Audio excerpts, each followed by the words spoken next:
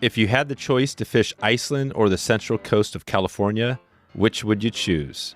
And what if you had to choose between Atlantic salmon and fishing for carp on the fly?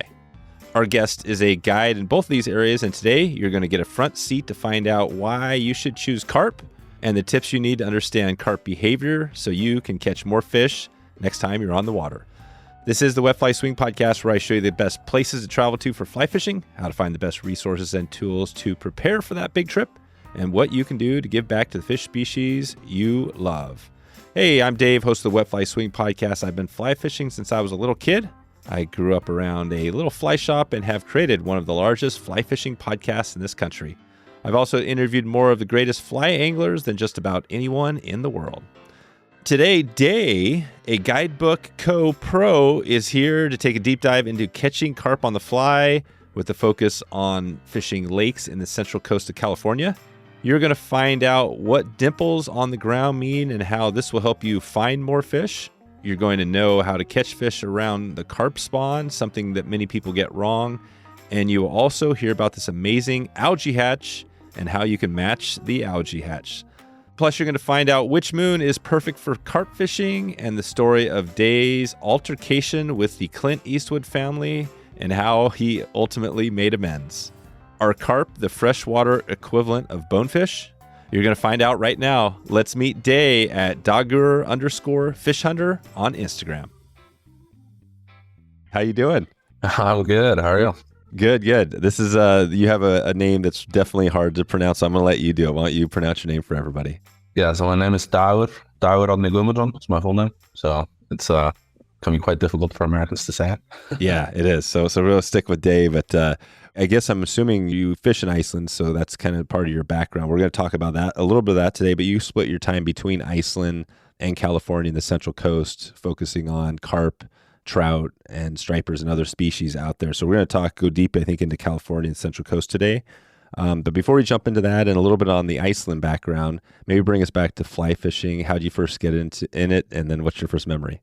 Yeah, so my first memory of fishing my first memory pretty much is fishing as a kid. So Dad would bring me to the pier and I would just, fish shrimp and stuff for pollock and cod in Iceland. And then when I was, 6 years old, I started seeing magazines where people were fly fishing and thought it looked like the coolest thing in the world. So I started taking like worm hooks and ripping apart shoelaces to tie flies on them and just going out fishing however I could, and got a fly rod for Christmas that year and pretty much never looked back. Right. So that's it. So you've been going since you're a little kid. So Iceland, what's the program look like over there? I know Iceland's it's like all private water, right? Do you have your own operation, or do you work with somebody else over there? So yeah, it is all mostly private water. I usually work for a few different companies, but mostly I work for the West River, which is the biggest salmon river in Iceland and most productive, which also has a population of brown trout and Arctic char in them. But the brown trout get huge and not really fished for at all because they're tough to catch. So we have like the lower 20 miles of river, which is Atlantic salmon, and then the upper 40 miles is all just brown trout. And it's just a few fish per mile hunting, cannibals. Wow. Can you spell the name of that river? West Rango. So like west, the direction, and Rango, which is Ranga. Oh, gotcha. Okay, perfect. And so you focus a lot on Atlantic salmon over there? Yeah. So the majority of my guiding is Atlantic salmon because that's where the money is. Yeah, that's right. It is. I guess it's because it's that species that's even harder to find, right? Compared to browns, even though brown trout, it sounds like there's tons and there's big ones there. That's pretty much what it comes down to. It feels like people in fly fishing want to find the most difficult fish to catch, and that's the priority. Yeah. And so there's something about Atlantic salmon. I think the history of them, and they're kind of like king of sport fish that everybody wants to search out. Yeah. What's that look like? Just real quick, we're going to touch definitely on all sorts of California as well, but on a typical trip there, are you guys, is this a one shot per day, per few days, or are you getting more opportunities than that? We're getting more opportunities than that. So the West Rango is a pretty productive salmon river. So we are anywhere from, a few fish a day to, like, I've had guys catch over 30 fish a day. Oh, wow. When we hit the runs right. But I would say that's the anomaly. Yeah, but definitely more than one typically. Okay. Nice. Well, I think we will kind of hold that maybe till later if we have time to talk about that. I wanted to focus today We got a couple things going on here. Where you're fishing is, the Central Coast. We were just there recently, kind of driving through that area, and we haven't done a lot of episodes yet in the Central. So maybe just describe what is the Central Coast of California? What is that? What's the northern and southern extent of your area? So the Central Coast is pretty much like the area between San Francisco and LA in California. And I'm kind of based out of the town of San Luis Obispo, which is kind of split in the middle. So we're 4 hours to LA, 4 hours to San Francisco. And it's really beautiful area. It's there's a lot of wilderness around here. There's a lot of wineries that you might have heard of. A tourist destination for wine and beaches. And so we've got everything from surf fishing on the beaches to tide pool fishing for rockfish and lingcod to carp in the lakes to small streams for steelhead and trout to small creeks for carp and bass fishing and stripers and estuaries and lakes. Yeah, you got a lot going. What is the for you?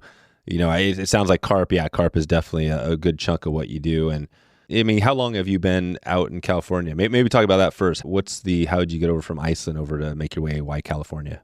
Yeah, so I moved to California at kind of the start of middle school. So once you move to California, it's kind of hard to leave. So yeah, how does it compare? So you got this is a good one. California versus Iceland. Obviously, they're totally different. But what does California have on Iceland? Well, the coldest summer day in California is like a really nice summer day in Iceland. But California is just really awesome. I like being able to fish year round. When like torturing my friends back in Iceland when I'm in the December catching fish on dry flies and shorts. Right. Send them pictures and they're snowed in and can't go anywhere. That's right. Yeah, the fishing is completely different. That's what I like about it. And after a season of fishing in Iceland, I just get to come here and do something completely different, fishing-wise. And the lifestyle in California is awesome. That's right. Yeah, no, it is pretty sweet. I guess the one thing California has is a few more people, right? That's something you got to be okay with. Do you find that that's something you're fine with it? I guess there's a lot more people right there than there is in Iceland. There is, but California is huge. So the area I live in, and it's like I live in a pretty small town. I never really see anybody when I'm out fishing. Wow. Like I get like annoyed if I see like two other people out on the lake, and the lakes are massive here. So there's really not a lot of fishing pressure. Most of the people live in the cities, so we're pretty lucky to not deal with any traffic, no people. Generally, the people we meet are good people. So right, it doesn't really bother me too much that there's a lot of people in California because they tend to stay in the places they live in. For sure. Yeah, I gotcha. Nice. Well, let's talk about. It sounds like carp is one of those species. Maybe we can walk through before we jump into that, just kind of a year in review sort of thing. And so it sounds like you get there kind of in September. What does that look like? What are you, when people are booking you for guides? And let's give a shout out real quick to guidebookco.com. They can track you down there, and if they want to book a trip or find out more about what you have going. But what does that look like? What are people coming to you for when they want to go fishing? Here in California, it's mostly for the carp, I think, because that's what I advertise the most, and that's what I enjoy doing the most, I think. Just because I don't know if you fish for carp, but they can be incredibly tough to catch. But in the fisheries we find them in here, it's find it beautiful. The lakes we fish are beautiful. You have them all to yourself. It's all sight fishing. So we have these like massive flats that are they're like little freshwater reefs of gravel that reach out into the lake. Year round, we have fish like in the wintertime, we got carp feeding on dry flies up top. Then starting in like early March, they start tailing on the flats, and then it's about 50-50 dry fly and tailing fish. And then once it warms up, it's mostly tailing fish, but we get evening hatches in the mornings and evenings rising. And I think people are mostly coming out here to, tangle with the golden ghost and get beat up a little bit, trying to catch them. And then when they hook them, it's awesome elation. And, they're hard fighters, and they kick most people's ass.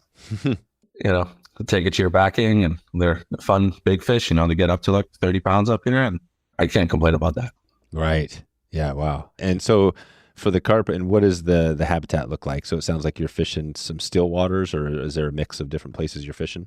We have a mix of like rivers and lakes. The majority of my time I spend on a big lake out here called Lake San Antonio, and it's actually a really interesting lake because it's really long.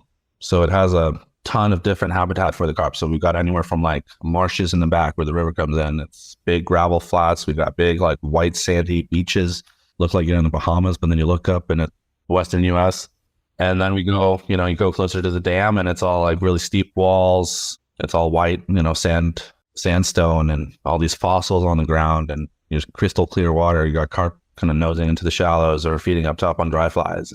It's a really unique, I think, carp fishery, like the lake. And then we got rivers that run out of that lake, like little creeks that are fun to fish. And there's another lake nearby, Lake Nasiameno, and that has white bass in it, spotted bass, largemouth. And then there's a river that runs into that lake, and that's crystal clear, like a crystal clear mountain trout stream that just like gets stacked with white bass when the white bass come up the river. But you got carp in there too. And crystal clear water, super tough, but it's awesome. The variety of habitat we find carp in, and that's a big part of the reason why I love them. Keeps it interesting. What's the kind of, I mean, you could fish the best time if you had to say to hit it for carp? I mean, the prime time for like variety and numbers is like April, May, because it's just, that's when it starts heating up and you can have 40, 50 fish days. But any time of the year, I mean, I've had fantastic days in January, February, and you just get like big schools of them feeding up top, up shallow. You're just, getting big fish and lots of fish all day. It's a year-round fishery. Right. So this is it. So right now, I mean, as we're talking here, it's April, April, May. So this would be a good time. Are you out there fishing right now? Not right now. Yeah. Well, let's take it into, and it sounds like, Lake San Antonio flats. Is this out of a boat typically, or are you doing stuff off the bank? Mostly from the shore. Carp are so spooky. If I knew we're a little bit more effective from the shoreline, you can catch them off a boat, but most of the access is pretty easy. So we're just walk and wade. You can drive to a lot of the flats, wade from there. Carp are so spooky, so you can like just stealthily creep up on it from the shoreline. Yeah. What does that look like? How do you, when you come up to an area, if you don't know it at all, how are you finding the carp? You go slow. I mean, that's what I tell people most of the time, is just go slow. I mean, most people will walk too fast from their car to the water or roll up in their car with loud music blaring, and they'll have spooked the carp before you even show up. So you won't see them. Right. So you want to just, from the moment you park, drive down to the lake, you want to start approaching it like you're hunting, and, it'll make as little noise as possible. Walk slowly, keep your eyes open on a swivel. And you want to look for like signs of the fish being there, whether that be like a swirl fish jumping, or you get these like little dimples in the ground that can tell you the carp have been feeding there. But the main thing that people do wrong is just walk too fast, and they don't see the fish because they spook them before they see them. Right. Okay. So as you're coming up, approaching the lake or the water body, just make sure to turn your music down, park a ways back, and sneak up. Are you getting on your hands and knees in some of these places, kind of doing the combat stuff? Not so much in the lakes. I mean, the rivers you sometimes have to, just because you got a lot of bushes around you and you need to kind of scrounge around there, and you're getting really close to them. And the lake, if you move slowly enough, I think they just kind of accept you as like a part of the background. So that's the main thing. I mean, you don't want to stand up fully straight, and you kind of want to make sure you're not wearing like a bright orange jumpsuit, or don't bring your super flashy silver reel. Right. You want to try to make your stuff a little bit less reflective. Don't walk around with a Coors Light can in your hand. Right. As you're chasing them, all these things. You want to like reduce the glare, reduce the chance that the fish will see you as something other than like a tree or a rock. Yeah, gotcha. And you mentioned the dimples. Talk about that again. What is that exactly? Yeah, so it's like in like soft like bottom, like mud, sand, light gravel. You'll see dimples in the ground. They just look like little holes where the carp have been digging for clams usually. So a big food source in the lake that I fish is they got a lot of clams in them. So they're digging around. They smell the clam and they're digging around for it with their mouths. Wow. So you'll get like hundreds of dimples in like a short area. If you don't see carp on them, you know that at some point during the day they're feeding. So that's just good to keep in the back, especially if you're checking out a new carp water. You see those dimples, you're kind of in the right place. Even though they're not seeing the fish, you're one step closer to finding them. So it's just like a piece of the detective work it takes to find them. Right. So that's it. So finding the dimples means that, even if they're not there now, they probably will be there at some time in the day. Is there a time of day, better time of day to find these fish feeding or to target them? Yeah. I mean, carp are kind of the opposite of most other fish I chase, where like, you're chasing a brown trout or bass, you'll find them best in the mornings or afternoons where the low light situations. With carp, I find middle of the day, they utilize the sunlight. It also makes it easier for you to spot them. But you'll see as the sun kind of starts going down, the fish get spookier and spookier, and your shadows get longer and longer. But when but the caveat to that is that when they're feeding on dry flies, often the best fishing is in the afternoons, evenings, but then their mouths are coming out of the water, so you can target the mouths. And they're usually at a little bit greater distance away from you, so you're not spooking. That is awesome. What are they eating? What are the dry flies? What are you fishing with? Wintertime, it's like 90% midges. So we got these like midge hatches here during the daytime, and then when the afternoon wind kicks off, it'll form these little like wind rows on the lake, and you'll see these like little mats of midges, and then you'll just get like 20 carp feeding on them. Wow. In the wintertime, when I'm fishing dry flies, you're all just kind of looking for the wind. You're seeing where the midges are being pushed, and then you kind of follow the wind to find the fish. And then once we get into April, May, and the lake starts warming up, we get these kind of algae blobs that start popping up, and then, they're about 1/4 of an inch in diameter, little circles, and the carp will feed on top of that, like in the afternoons. And then it's kind of funny, you get like an algae hatch. Really? So they're actually eating that? Yeah, so they'll be eating the algae, like as the sun's starting to go down or early in the mornings. What's the algae? How are you matching the hatch there? They're pretty much like foam egg patterns in green.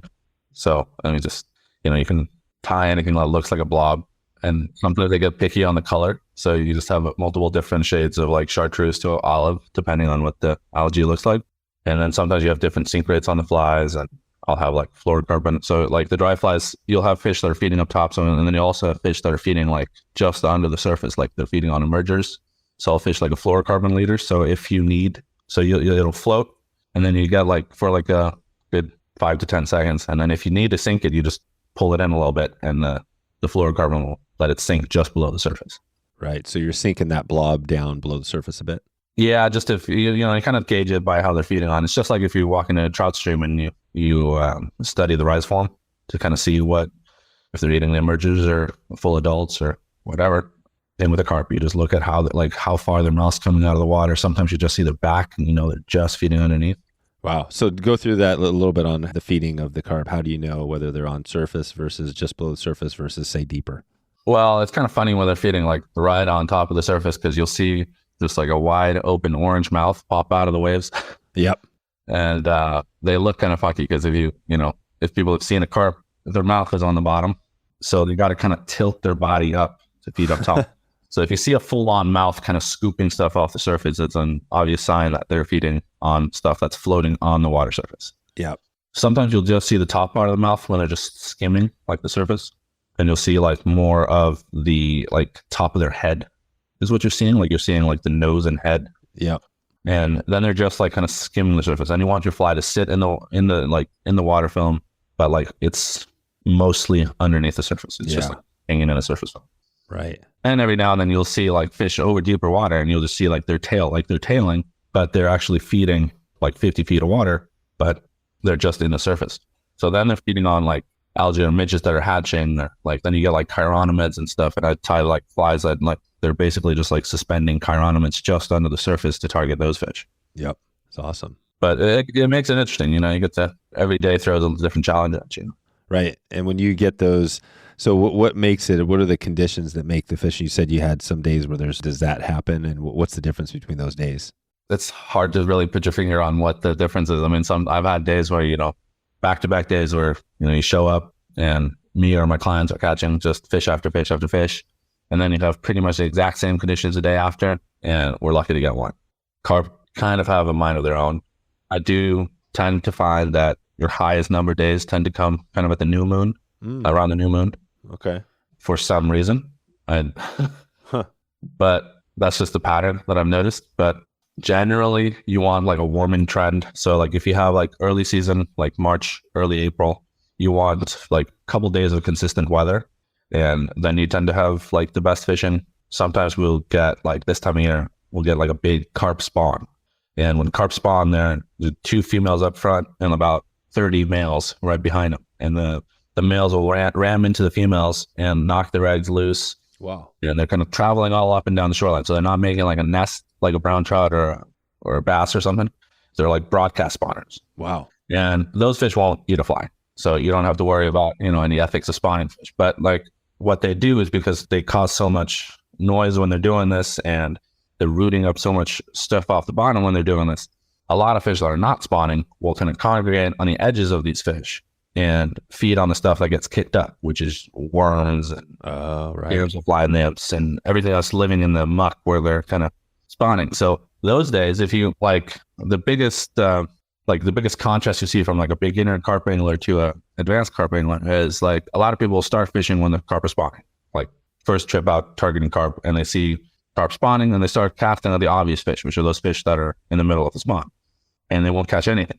But if you know what to look for, you can catch as many fish as you want if you just target the ones that are less obvious right behind them, and you just go wild. I mean, it's crazy. I mean, you get out 40 fish, 50 fish days, and the fish average size is like 10 pounds. Wow. So there's another one. So when they're spawning, they're just kicking up. What are you fishing when they're kicking the stuff up? Are you trying to target something or just putting something general on? Yeah, we fish a lot of so there's a fly called the Hybrid by John Montana up in Portland, Oregon. And that fly is it's a worm in the back and it's a soft hackle fly in the front with like a dumbbell or like a beach anus. Right? So it kind of covers and it's meant to look like a clam because clams have like a feeding tube and the soft hackle opens up. What I find during the spawn is that fly is it's great at just grabbing their attention, and it looks like both damsel fly nymph and a worm. So yeah, you kind of cover your bases with that. But generally like a worm like that with can we put foam on the tails to make that kind of stand out more? So when it sits on the bottom, because most of our presentations, you're just dropping that fly. You're not moving it at all. Yeah. You're dropping it on the bottom and not moving it. If the carp see you move the fly, they spook. Oh, wow. So we have like foam in the tails of the worm, which makes it kind of pop out of the grass or out of the bottom. So when it's sitting still, even just a little current in the water will move that tail. Mostly flies like that, or like damselfly nymphs, leeches, you kind of just play around with it, and you can kind of gauge the reactions to them because it's all sight fishing. So like if a fish rejects your fly, like if you get rejected a couple times in a row, you change up to see what they're feeding on. But you can kind of, to narrow down what fly pattern to use for carp in general, you can see if you watch the carp's feeding habit, if he's sitting still, rooting on the bottom with his tail out in gravel, generally they tend to be eating clams. If he's moving around and rooting in like vegetation and stuff, they're probably chasing damselflies, dragonflies, aquatic nymphs, worms, stuff like that. And then based on the habitat you find them in, you can kind of gauge what they're eating. So like some areas might have more leeches. If it's like a muddy bottom, you get a lot of leeches in those. But if it's a clear gravel bottom, they're not going to have a lot of leeches. So all this kind of just watching the fish's behavior, where they're at, that can help you kind of narrow down what fly to eat. Yeah, this is awesome. So in that muddy part where they're kind of down the bottom, the fly you put on, you're saying you basically cast it out there, let it drop and basically sit on the bottom, and then your fly has a little bit of action that you don't want to move it with your rod tip or anything, but the water might move it a little bit to get its attention, sort of thing? Yeah, pretty much. So we do like what's called a drag and drop presentation, which is you cast a little further than the carp because we're using weighted flies. So if you cast right on the top of them, you spook them. But if you cast like 4 feet to the side and then use your rod tip to kind of just gently keep the fly on the surface until you get it in that zone about just a few inches in front of their face, and then you drop it. And usually that dropping action is enough to get them interested. But the worm tail will kind of keep their interest once they see them. So the worm is key. This is like a San Juan worm type of thing? Yeah, so it's like a San Juan worm off the back of a soft hackle nymph. Right. And how are you guys weight these just with like a tungsten, like a bead or something like that? Or how do you weight them?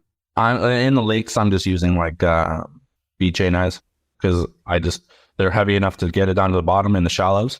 But in the lake, you have a lot more time to get the fly to them. If you're fishing a river, dumbbell eyes, or sometimes I'll add like a tungsten bead on the jig hook and then have like bead chain eyes on the front. So that kind of like helps your fly sink a little faster because when you're in the river, you've got to counteract the river current to kind of time the cast and all that. Right. Cool. And what is the rod wise? What weight rod do you use and what's that look like? I'm mostly using a 6-weight. So I'm using a 6-weight fiberglass for most of my carp fishing. And I just find that to be the best mix between delicate presentation and you still got power to fight the fish. And I find with the fiberglass, I get to put a little bit more pressure on than I would with like a 6-weight graphite. Just because you got a little bit more tippet protection. You can go, like a lot of the tippets I'm using are pretty light for the fish we're using. So like down to like 8 pounds for big carp. So with the fiberglass, you just get away with a little bit more and you can put a little more pressure on them. And the presentation tends to be a little softer. Yeah, but the 6-weight's all around. I mean, what I tell people is anything from like a 6 to 8 weight will do, but 6-weight's the best. Yeah. Might as well go lighter if you can. It's a little better to cast, right? Easier, I guess. Less Yeah, weight. exactly. And then once we get into the creeks and stuff, it's all like, you can go 4 or 5 weight just because you got shorter distances and they're not really running. They're not taking, for like a 100-foot run or 200-foot run. Right. Yeah. They're not jumping out of the water too much. No. You got a little more control. Yeah. Is the way you fish the creeks and the flowing water a lot different than what we're talking about here? It's pretty similar. I mean, the biggest difference is you got to fish a little heavier flies just to get them down in the current, and fish feed a little bit differently in rivers. So they tend to kind of circulate around a pool. So the first time I came to a river as a trout fisherman looking for carp, you just see them running around these pools. You think you spooked them. And what they're doing is they feed as they go upstream, and then they book it downstream and then start their feeding process all over again on the pool, or they bounce up to the pool above or below it. So that's a little different feeding behavior, but otherwise they tend to feed they'll feed on clams in the rivers because there are clams in the rivers here. It's very similar, but you got to adjust to the river. Right. Gotcha. Okay. So you got the 6 weight or up to 8 weight, and I guess going back to the lakes, and you have, what is there a line? Does it matter what type of line you use for this? I mean, if they're tailing on the flats, the line isn't a huge deal because you're not casting a long distance. Most of your casts are going to be 20 to 30 feet. I like just a gentle kind of front weight forward taper. Like I don't want you to show up with like an outbound short shooting head. That's gonna blow your shots before you get there. But you want like double taper lines are great for the flats. I like Scientific English makes like the infinity line, which is really easy to use. Rio Gold is fantastic. Rio makes a warm water coating on that gold line, and it's a good all around presentation line. So you can switch fast between tailing fish and dry fly fish. The one thing when they're feeding on top on dry flies, sometimes you do need a lot longer casts because they'll be kind of off deeper water and off in cliffs and stuff. So in that case, I wouldn't opt for the double taper because you need that longer cast, but you still don't want a shooting head. All those like the Rio Gold and the Scientific English Infinity, those are great lines just to get that distance and presentation mix. Gotcha. Okay. And then talk a little about just the leader. Is that a key here on how you put that together? I think it's a key. I mean, so for the dry fly fish, I'm using up to 20-foot leaders, and I'm tapering them. I usually just taper them myself from 40 pound down to about 8 pounds. And I'm just using either, depending on how they're fishing, I'm using a full mono leader or full fluoro leader, or sometimes I'll do a half mono leader with a section of fluoro right before you get to the dry fly, just depending on how they're feeding on top. But then for the tailing fish, you tend to just fish like a 9 to 10 foot leader, unless you're fishing like really clear flats and making longer casts, then you can bump it up to about 15. But 9 to 10 feet is going to be your best bet for tailing fish because you're making shorter casts. You want that leader to turn over your fly. And I still taper it down on those 9-foot leaders from 40 pound down to 8 or 10, just because I want that turnover because you're using heavier flies. Right on. So that's pretty straightforward. And then, yeah, I mean, anything else? This is pretty cool. It sounds like you have quite a bit of knowledge on just kind of the, like the life history and stuff. Anything else you would tell us about carp? Maybe somebody's listening in other areas around the country that might help them, have more success. I think a lot of people they both overestimate carp and underestimate them. Like they kind of in their head, everybody hears carp are tough as a fly fishing target. And a lot of people use that to stop them from going. Oh, right. Chase after them. Just take the leap, just go after them. Who cares if you spook them? And you need to think about them as the same way you think about it when you go to a trout show. You got to match the hatch. You got to kind of look. There's not like what I get all the time is a question like, what fly works for carp? Right. It's gonna depend. Like what works for me is not gonna work for you. Like you go to Lake Michigan, people are casting like 4-inch sculpin patterns and gobies for them and stripping them like they were smallmouth fishing. But like, and then you see people fishing for like grass carp in the canals in Phoenix, and they're using the same kind of fly patterns I use for grass carp or for my algae feeding fish up here, but they're feeding on algae down there. I mean, even just like lake to lake around my area, carp behave completely differently. And that's, so if you're starting to get into carp fishing and you just want to get better at it, just spend a little time learning your water, what is in there.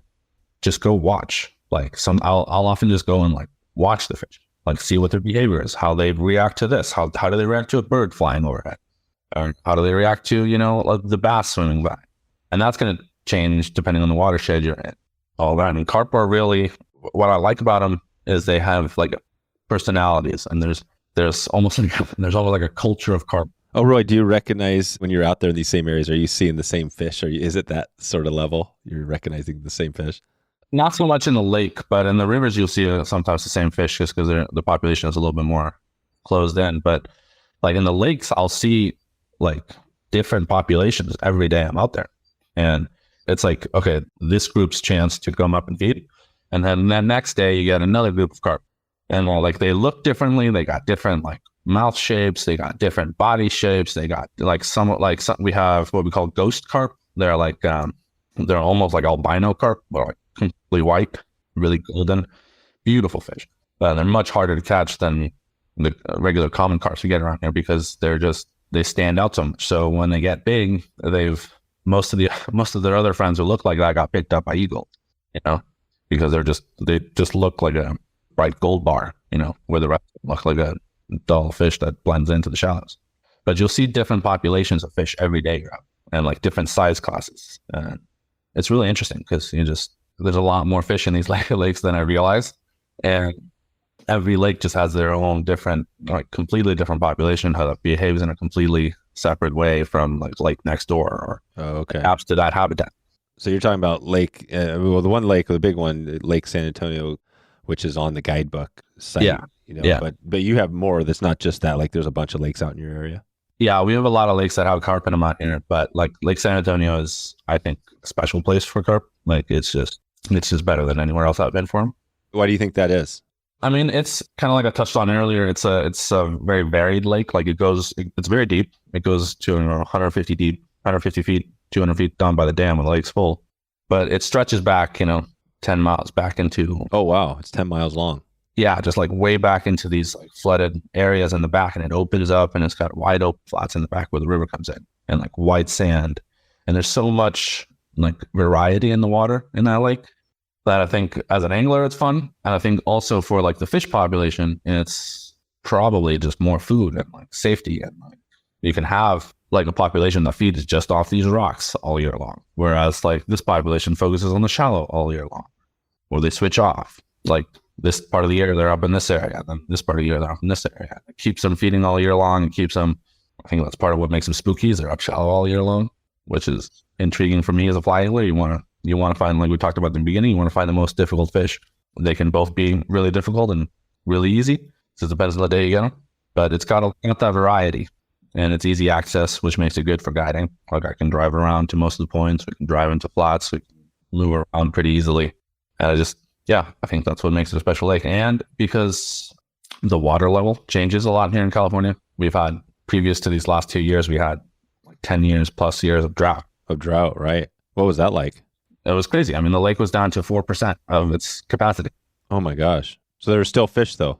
Yeah, there was a lot of fish, but it was a completely different fishery. And then almost overnight, it went from 4% to 10% and then up to 70% when it got bloods. And it hadn't been up to 70% in almost 20 years prior to that. Wow. So we had all this water that just got all this new water. I mean, it's like a completely different lake. Yeah, that's right. You guys have been getting like some serious like flooding, right? Yeah. I mean, it's been interesting to see it. Like how much does it rain down there because we drove down there, remember we were up north of you, but I mean, rivers were raging. How many inches of rain? Do you know how much it's rained this year above the normal? I don't know the actual inch count.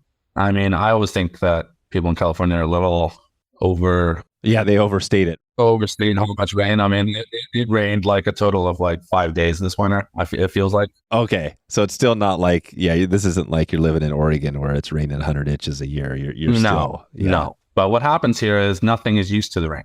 So the roads aren't used to the rain. So like the roads will collapse. Like none of the towns are built for flooding. Like towns are built in a floodplain. Sounds like a great idea. Then you have like the lakes and the rivers. They're not. Like the rivers will just like go from no flow to 40,000 cubic feet a second in like a couple days of rain. Right. Because it all just flushes out. And I mean, that's part of the reason why like the lakes will just rise super quickly is because there's just like, it's like a monsoon. Yeah, exactly. It's a monsoon. Like the heaviest rain I've been in is California. But like it only rains a handful of days a year. And like even when it was a crazy rain year last year, it was only like a couple weeks of rain. But there was just so much rain during that period. That's so cool. Yeah, it looks cool. I'm looking at a few photos of the Lake San Antonio, and it's pretty awesome. There's like camping, right? You can camp out there and everything. Yeah, you can camp right on the shoreline. God, that's great. And it's a cool, because that's the thing where you're at. I mean, there's not a lot of trees, so it's pretty open, and you can just roll right up, camp right on the thing, and probably hop out from camp and fish for carp. Oh yeah, absolutely. You can turn the grill, and get the coals hot, go down, catch a couple carp, go up, cook your food. That sounds awesome. Go down, and I mean, we have a ton of crappie and bass in the lake too, so oh yeah, you can catch those while you're eating, and it's a cool fishery. I love it out there. Are you ready to elevate your fly fishing adventures but unsure where to start? Look no further than Guidebook, the premier platform for connecting you with the finest fly fishing guides in the country. Do you know what the most highlighted tip is on this podcast to improve your skills and have a better experience on the water this year? By far, it is this: get a fly fishing guide. We've heard this many times on the podcast, and it's actually going to save you time and money by getting a guide and flattening that learning curve. Make your way to wetflyswing.com/guidebook and start planning your next unforgettable fly fishing journey right now. Let's transform your passion into extraordinary experiences with the guidance of Guidebook. You support this podcast by clicking over there to check in with Guidebook right now. Yeah, well, anything else you want to talk on carp that you want? I know we've kind of hit on a few things here. You've really, I mean, definitely you've got the knowledge for sure on kind of the life history and feeding behaviors, but what would you tell somebody, or are there other resources out there that, you'd direct people to? I would direct people definitely to go check out the American Carp Society. Okay. So they do a lot of work on just kind of changing the perception of carp in the States. It's just been a big thing. I mean, for me, when I came from Iceland, I didn't have any preconception about carp. I just came to a lake as a kid and thought, saw these big fish around, and that's what I wanted to catch. But a lot of people in the States just hate carp. Yeah, they think they're junk fish. They're an invasive species or whatever. But there's definitely areas where carp don't belong. But there's a lot of areas where most of the lakes around here in California, you dam a river. We've killed the steelhead population in those rivers that you dammed. And all the fishing that's done in these lakes is the bass. They're not native. None of the bass here are native west of the continental range. Crappie aren't native. The catfish aren't native. The carp aren't native. Well, and the water's probably too warm, I'm guessing, for trout species to live in that lake. Yeah, it is. So at some point you have to recognize that these fish are going to stay there. And then it feels very hypocritical to me when people talk about, let's just kill all the carp in this lake, but we'll keep the bass. Oh, and right. Yeah. At the end of the day, we humans, brought these fish here. Yeah. And part of it is the eating thing. This happens with a lot of species, right? I'm guessing many people aren't eating carp, right? No. But bass, on the other hand, right? People will eat the smallmouth bass, largemouth bass, I'm guessing. Yeah, but not so much here. I mean, there's a big, people will cry for months if somebody kills a bass. Oh, wow. The bass is a big business out in California. Oh, okay. So that's what it is. Yeah. So this is more like just bass, literally, because smallmouth, or are these largemouth or smallmouth? Mostly largemouth, but we got small too. But so you got the bass. So people just love the bass. Have a better name than the carp. That's basically what it comes down to. People. I think if a carp ate a spinnerbait, it would be the most popular fish in the right. States. If they were easy to catch and people didn't feel like the carp had wronged them. But I think if you change your perspective a little bit, there's a lot of places where carp aren't doing any harm to the system that's there now, and you just need to, at some point, treat these fish like you would treat the other fish you've brought over. Brown trout aren't native to the States. The first carp was brought before the first brown trout. And there's a lot more trout fisheries that I think have been negatively impacted by brown trout introduction in carp. Because brown trout eat other fish, carp don't, generally. Right. That's a good point. And they're not living and they're not sharing a habitat with most of your wild trout habitats up mountains. Different habitats, right. But I just think that's something people should keep in mind. Yeah, that's awesome. No, I think that would be a great episode, is having somebody from the American Carp Society on to hear more about what's going on. Because I think carp, yeah, for sure. And even fly fishing, right? For a long time, it was always, it wasn't on the radar. Have you seen that? How long have you been fishing for carp out there? Have you seen a big uptick in people wanting trips? Yeah, definitely. I started fishing for carp pretty much right as I came to the States, just because they looked awesome. And then I started getting obsessed with them, and I Googled. And at the time, there was a few few guys around the country kind of targeting carp on the fly, but it wasn't much. But now there's definitely a big uptick. And part of that is, I mean, I think the trips coming to me, a part of that's just me, advertising that more. Pictures on Instagram and all that stuff. Yeah. And I think just talking about carp like they are the fish that you chase, like is not just like these ugly fish that are trash fish. Right. Or what they call it, is it the bonefish of freshwater sort of thing? Yeah. The Rocky Mountain bonefish or something. But like just treating them with respect as like a fish to be chased. And I think it's important, if you just treat them with respect. These are, wild animals. I mean, if you like a wild, big fish, carp are wild and big. I mean, how big do they get? What would be what's the largest you've seen or the largest that are out there? I mean, the state record in California is 60 pounds out of Lake Mendocino. But that was a long time ago. I've never seen anything around that size. What's the biggest fish you've seen? Like in the 30s. Oh, wow. So that's huge. Yeah. And they're not like, I wouldn't expect to catch a 30-pound fish every time you come out. No. But like they are here. And we get a lot of, there's quite a few fish over the 20-pound class, but the majority of our fish are like from 7 to 15. Sure. It's great. Yeah. I mean, it's there. What's it like when you're out there, you get the hook up? Are you losing many fish or is it pretty easy once you hook up to land them? I feel like my hookup to landing ratio is pretty good. Once you got a good hook set on them, and you can kind of tell, like especially when you're up close, you just like you set the hook and it sits right there at the top of the mouth. That fish isn't going anywhere. Sometimes the dry fly fish are a little bit more tough because they eat the dry flies so slowly, which is kind of weird. As a trout angler, you're used to, Oh, right. Save the queen and then you set the hook. With the carp, sometimes they'll eat the fly and they don't close their mouth. Like they're still picking up another 2 feet of ridges before they close it. Oh, wow. They're getting more than one bug. Yeah. So like if you set the hook with their mouths open, you're going to either pop the fly out or it's just going to hang loosely on the outside of the mouth and then you lose more fish. So that's a whole delicate balance with the dry fly fish. But generally your hookup to landing is pretty good as long as you don't have a ton of trees and stuff around you, which is what you encounter in the creeks. And yeah, it's harder. What's your tip there? So you're in a tight quarters with a carp and you got trees around you. How do you get that thing in? You try to give them all you can to kind of turn them away from that. But sometimes when it's a lost battle, they're heading towards an obstruction, I just drop the pressure on, or just like you kind of like ease off. And most fish, I mean, this goes for carp, trout, salmon, whatever. I mean, and I learned this when I was fishing for salmon above waterfalls. So you hook a fish and he wants to run downstream. You just like take the pressure off. He doesn't want to go. No kidding. Yeah. So you just like, you can sometimes just like you drop your rod, give them a little bit of slack, and then they just like, it feels like a miracle. They just turn around and stop running. So the same thing with carp. If he's running towards a log jam, you drop that rod, ease off the pressure. Sometimes they just ease off. Right. They don't think they're hooked. Yeah. And then you give them the pressure again, and then you can kind of like get them in a little bit better angle. And right. That's a cool tip. There you go. So if all else is failing, just basically strip out a bunch of line. Is that what, or drop your rod ship? Just drop your rod, give them a little slack. I mean, usually it doesn't take much. I mean, usually it's just like, they just feel the slack up.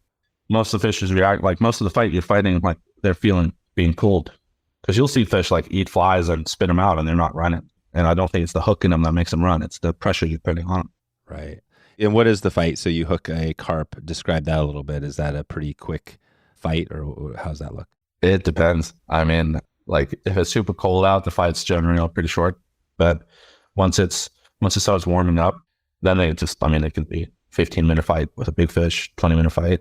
Sometimes, and a lot of that, sometimes it's just like, especially with big fish, it's getting them to turn at that last, like you might have them like within your leader, but you just can't get them to turn to get them in the net. And they're big, they got big muscles on them, so they can turn you. And sometimes it's a hassle right at the end. Then in like April, May, after they're done spawning, when they start feeding up a bit, they'll just run to the backing, come in, run back out to the backing, come in, run back out to the backing, and then it's just you're fishing for bonefish, flats or something, but bigger fish. Wow. Gosh. And what is it like when you land one of them? Is it any different than holding them there, releasing them than a trout? I just hold them like a trout, but you have carp have like spines on their bottom fin and their like top fins. I've never been hurt by it. I've never had anyone hurt by it. I've never been hurt by it, but it's just something to keep in mind. Yeah. And they're just like kind of jagged spines that are there to protect against predators, I think. And the interesting thing about those spines is during a fight, you'll often feel the pressure change. And that's when that line gets wrapped around. So like the line will go from the mouth and sometimes they roll and it'll hit the spine. And then all of a sudden you'll just get like side pressure on the fish. And it feels like you foul hooked them. And then they're like uncontrollable because you're just pulling them on the side. But then what I do is you drop your rod tip to either side just a couple times. And usually it just like kind of sorts itself out. And then all of a sudden it feels like you lost them and he comes back on. And then you get like normal pressure on them again. But it's something where people lose, like if you don't keep that in mind, people will sometimes just like panic and lose a fish at that moment because you just can't control them. But you just got to remember they got those spines on there, and when they roll, the line will. Oh yeah, that's it. Nice. Well, let's do a little.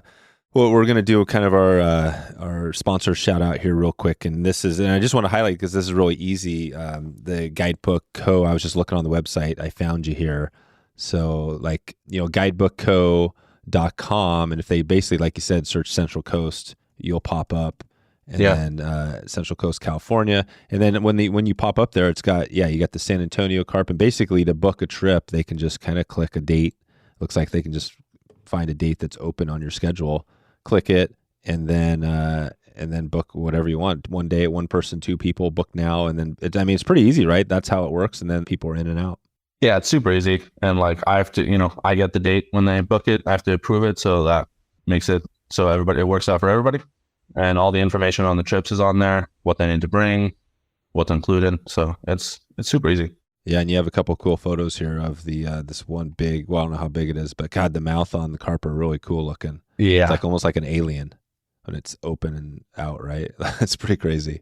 Yeah, no, they're crazy looking fish. I think they're beautiful. Do you know much about the history of carp? Like where, I guess they're native somewhere overseas, right? They were brought over. Yeah, so they're native to Eastern Europe, one river drainage. I think it's at the Danube River Basin. And they're actually, I think they're endangered there. Oh, wow. Which is classic. It's like every invasive species we bring over is endangered. But that's where they're native. They were spread east to Japan and all over Europe. I mean, they're the most popular sport fish in Europe. Oh, really? Huh. Yeah, just all around. And highly respected and very different. Different than here. Than our latitude here. Then they were brought over to the U.S. in the mid to late 1800s. And it was actually like a public outcry to bring them in here because everything was getting too polluted from the Industrial Revolution and a lot of the brook trout streams out east where the fish were disappearing due to pollution. But they knew carp could survive in these waters, so they brought them over for food. And wow. They spread west with the railroads. Oh, with the railroads. Yeah, to feed. So I think that's how they spread all through the west. Right. Gosh. So we brought them over in that time because we were killing everything else. We're like, all right, carp, yeah, they can make it, and they did. Like a lot of immigrants from Europe, and had a lot of history with eating them. Oh, so people do eat around the world. People still eat carp.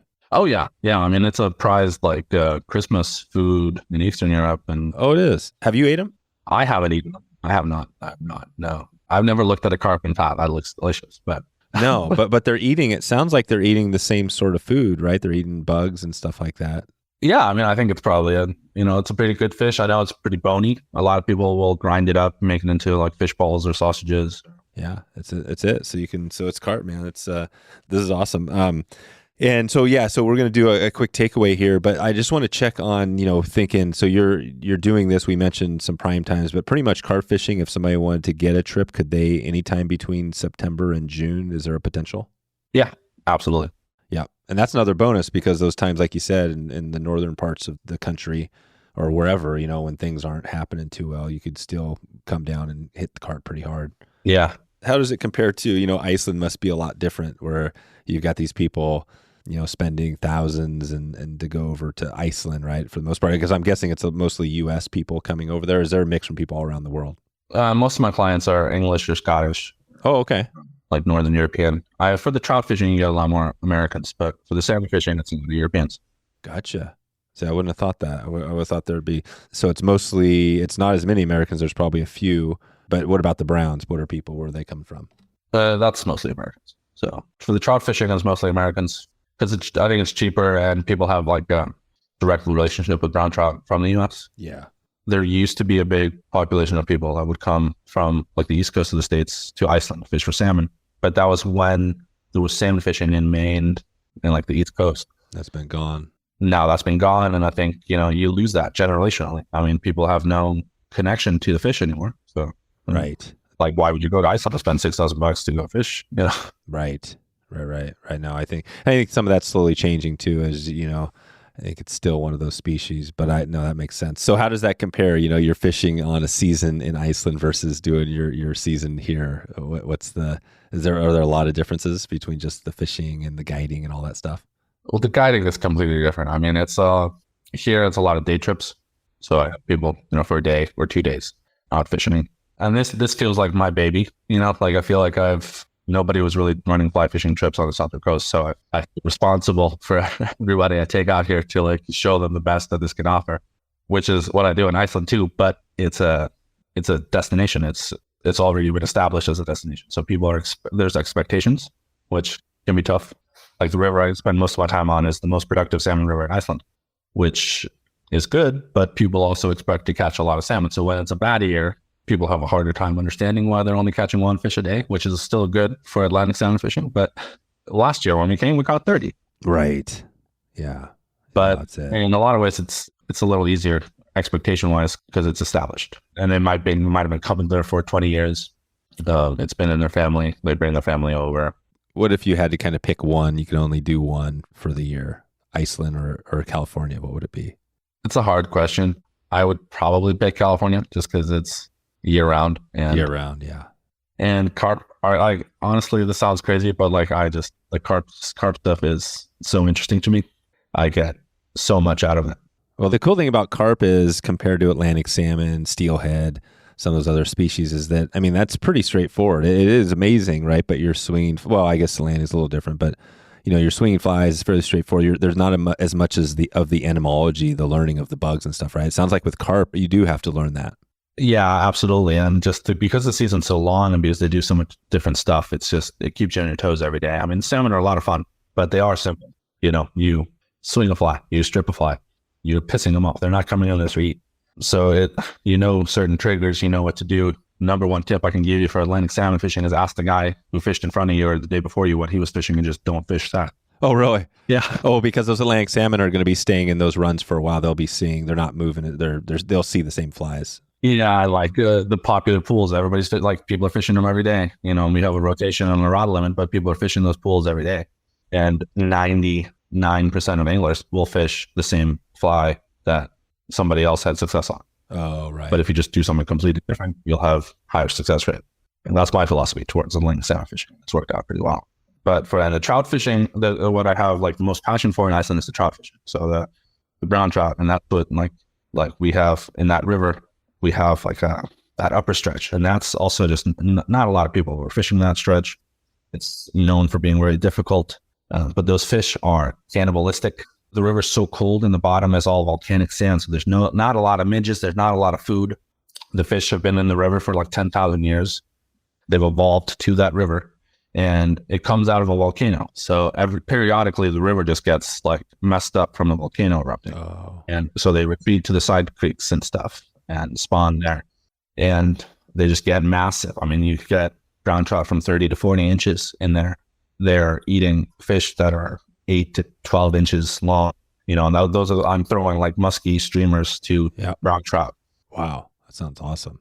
Yeah. I mean, that's what I love to do in Iceland. I mean, and because they're big, they're wild, and there's nobody. Like I have like 40 miles of river to myself because they're so difficult, but they're super fun. Sounds amazing. Yeah. Nice. Well, and then back on the California thing. So you're pretty much the carp, but then you also maybe talk about that the rest of your program. So you do some trout. What else do you do throughout the year? Yeah, we have a little bit of trout. Like we have trout in the lakes, which is great for beginners and stuff and families.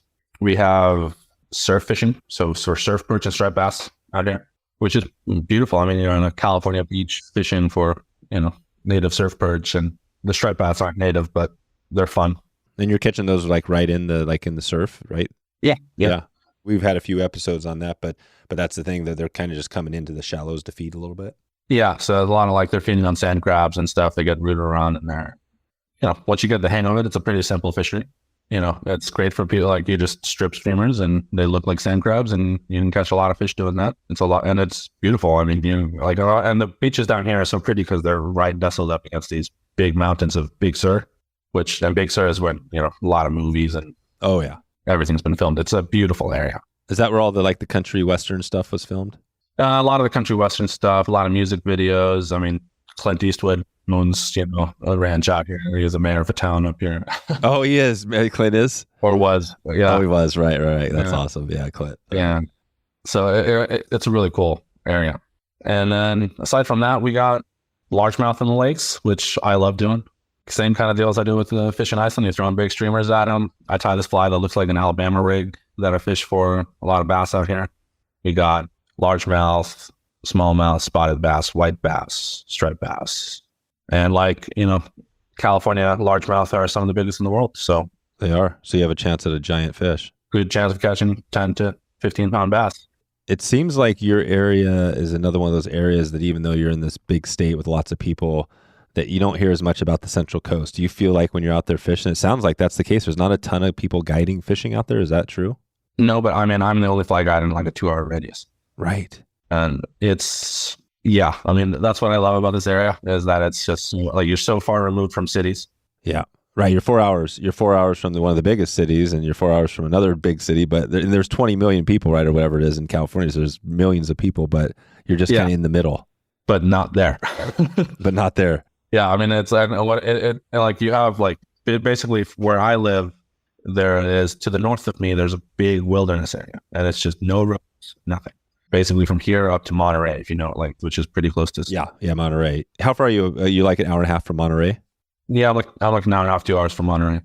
So I live in the Salinas River drainage, it's a river basically runs from San Luis Obispo to Monterey, and from the river to the ocean, it's all wilderness. It's just it's called the Montana Wilderness. It's just the big mountains. You got trout streams out there. Just you walk up with a 2-way and you go catch as many rainbow trout as you want. We got steelhead that run into the streams on the coast. The amount of times I see other people when I'm out fishing is very little. Especially during the weekdays, you go out to the lakes and you can just have it all to yourself. I mean, it's crazy. I have massive lakes and there's not a lot of people on there. That's great. No, it sounds like you guys are in a really cool place. Yeah, so for people listening, I mean, definitely, I'm sure you probably get a lot of your clients from within kind of the California or just driving in within a few hours sort of thing. Yeah, and a lot of people have vacation homes in the area, or just a lot of people visit the area for wineries, just sightseeing, all that kind of stuff. And I mean, we have a lot of good wineries around the area, a lot of good breweries, a lot of good food. There's a college. San Luis Obispo is a college town, so oh yeah, a lot of people travel through for that. Is that what's the college name?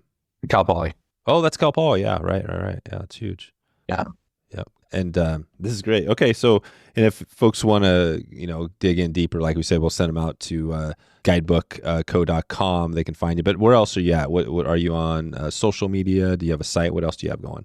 Yeah, I have Instagram, Dagur Fish Hunter. If you want to see a lot of videos of carp, that's where you go. How do you spell that? Dagur, Dagur _Fish Hunter. Fish Hunter. Okay, yeah. Fish Hunter. I got that name from David Hasselhoff role in a very obscure B comedy. But. Oh, really? David Hasselhoff. Okay, so yeah, he. I don't think of him as a lot of big movies, right? He was. No. He was Knight Rider was awesome, but yeah, this is from some Piranha 3 Double D movie where he was killing piranhas. That's awesome. All right, so we got Dagur, or we'll just say _Fish Hunter, and then that's perfect. So we can track you down there. Yeah, and then my website is Dagur, same spelling, flyfishing.com. Okay, good. All right, well we'll definitely send people out there. What's I got a couple of random ones. You got me thinking about the movies. What is you mentioned Clint Eastwood. Do you have a favorite Clint Eastwood movie or just a movie in general? I don't know if I have a favorite Clint Eastwood movie. But you see Clint around. But do you see him around town? Yeah, so when we moved here, I went to high school with his daughter. Oh, really? Yeah. And my first experience in the States was pretty much not speaking English. His daughter walking up to me and talking something about them recording a movie in Iceland, which was Iwo Jima. And I didn't know any English, so I just basically told, I was waving my hands around, I don't know what you're saying, and apparently offended them. So her mom, Dina Eastwood, called my mom. And, oh, no way. Yeah, I was scolded on the first day by Clint Eastwood, but then we became good friends. And oh, cool. So you became good friends after all. Yeah. I mean, it was, but I really haven't seen a lot of Clint Eastwood movies. Embarrassing. But favorite movie overall is probably, it's all the Star Wars movies. Oh, yeah, Star Wars. Yeah, that's right. So there's tons. I mean, that's the cool thing is that there's just so many, right? With everything that's. I'm a little older, so I go back to the old school. But yeah, there's tons of. Are all the new ones awesome? I didn't like the new ones at all. I love the prequels when they came out. Yeah, the prequels. Yeah, those are right. Yeah, so that was my kind of like growing up. So probably similar to what you had with the original trilogy. Yeah, totally. That's just every day thinking about that. Yeah, it's awesome. Yeah, Star Wars is killer. Yeah. So so we got a movie out of you, and then how about a music or podcast? What do you listen to more when you're on a road trip? Oh, wow, I listen to a lot of podcasts when I'm driving. What type do you listen to? Like specific types of genre, or types, or do you have one you want to? I watch a lot of soccer, so I listen to a lot of soccer podcasts. Oh, cool. There's soccer podcasts. Yeah, so that's cool. Probably pretty boring, but I also listen to a lot of fishing podcasts. One really good one is Cut and Retie. Oh yeah, Cut and Retie. That's Joe Cermelli. Yeah, Cermelli. Yeah, we had Joe on the podcast. He's awesome. Yeah, I like his take on a lot of stuff. And then then I just listen to a lot of music and whatever I'm feeling at the moment. I mean, it's I got been going through a country music phase, but if we want to throw something out there like on Instagram or on what would be a genre type music or a group name or something? Like, I don't know. I've been listening to a lot of Wheeler Walker Jr. lately. Okay. But like Sturgill Simpson. Oh yeah, Sturgill. But then all-time favorites is like Radiohead. Oh, Radiohead, yeah. That's what I grew up listening to. So I'm like alternative rock. Cool. Well, I think we're gonna go to Radiohead. We haven't had anybody mention Radiohead. Do that. Do that. It's better than Wheeler Walker. And I love Radiohead because it's a perfect fishing type thing, right? You throw some random. It feels very naturey. I like Kid A. You can just get lost. Yeah, Kid A. Is that the album? That's one of the albums. Yeah, Kid A is probably my favorite. Kid A, Peter and Rainbow. So that's my favorite. Okay, we'll track down Kid A. Maybe throw a YouTube video in the blog post and get some. Yeah. For those that don't know, I'm sure a lot of people know, but yeah, Radiohead, we'll throw that in with some something you got going. Good. All right, we got that down. And just give me a heads up on Guidebook. So I've been talking to a lot with Stuart and Ben. How did you run into those guys? Ben reached out to me. Nice. Just told me what they got going on, and it sounded like a great idea. I mean, it's certainly makes everything easier. Yeah, it does, right? The idea being you don't have to. Well, there's a couple ideas. You don't have to necessarily look as much, but then also it just shows people, qualifications, right? It just makes it easier, the whole process. Yeah, I mean, it's nice. Like it's something when things get busy, when you're guiding, you're not always staying on top of booking. Like I've run into that a couple times where I've just been so burnt out from days on guiding, you just kind of forget to book a month ahead, and then you kind of got to work on that. So that Guidebook kind of takes that out of the equation. Makes it also easier for customers when they're just they got all the information right there. They got the days available. Yeah, it's clean. Yeah, it's really clean. Nice. Good. Well, I think we'll leave it there. I will check back. We'll be in touch with you for sure. I want to just say thanks for all your time today and shed some light. I mean, definitely this carp is, I know we're hearing more. I mean, there's a carp clave up north, kind of, I think, between Washington and Oregon this year. So I think things are, continuing to grow. But yeah, it'll be exciting. Hopefully I can get down with you sometime and maybe fish with you down the line. But thanks for all your time today. Yeah, absolutely. Thank you.